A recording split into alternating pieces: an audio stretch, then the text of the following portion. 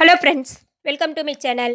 இன்றைக்கி வீடியோவில் பார்த்தீங்கன்னா மாதுளம்பழத்தை வச்சு அருமையான ஒரு சைட் டிஷ் ரெசிபி பார்க்கலாம் வாங்க. இது சாதம், அப்புறம் பார்த்திங்கன்னா வெரைட்டி ரைஸ் எல்லாத்துக்குமே சூப்பராக இருக்கும்.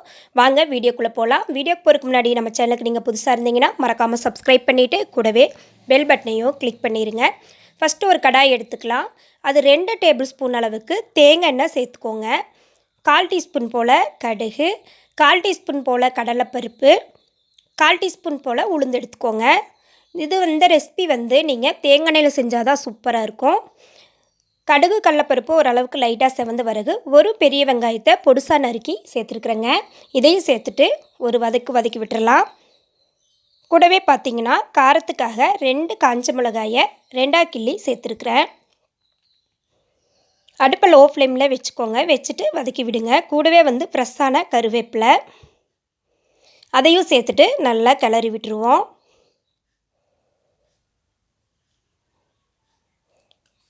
பாருங்கள், நல்லா கிளறியாச்சு. இப்போது நல்லா வதங்கின பிறகு இது கூட நம்ம கொஞ்சமாக மஞ்சத்தூள் ஆட் பண்ணிக்கலாம்.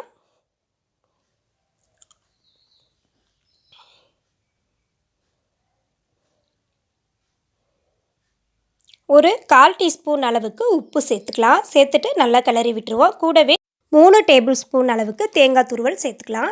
இப்போ அடுப்பு லோ ஃப்ளேம்லேயே தான் இருக்கணும். தேங்காய் துருவல் சேர்த்துட்டு ஒரு நிமிஷம் போல் வதக்கி விட்டுட்டு அடுப்பை ஆஃப் பண்ணிடுங்க. ஸ்டவ்வை ஆஃப் பண்ணிவிட்டு கூடவே மாதுளம்பழம் சேர்த்துக்கோங்க. நான் ஒரு பழம் சின்ன பழமாக எடுத்து தோல் உரித்து வச்சுருக்கிறேன். அதை அப்படியே சேர்த்துக்கலாம். சேர்த்துட்டு நம்ம கிளறி விட்டுறணும். ஆனால் மாதுளம்பழம் சேர்க்கல, கண்டிப்பாக ஸ்டவ் ஆஃபில் தான் இருக்கணும். சேர்த்துட்டு நல்லா இந்த தேங்காய் பூ எல்லாத்துலேயும் மிக்ஸ் ஆகிற மாதிரி கலந்து விட்டுருங்க. பாருங்கள், இது போல் நல்லா மிக்ஸ் பண்ணிக்கலாம்.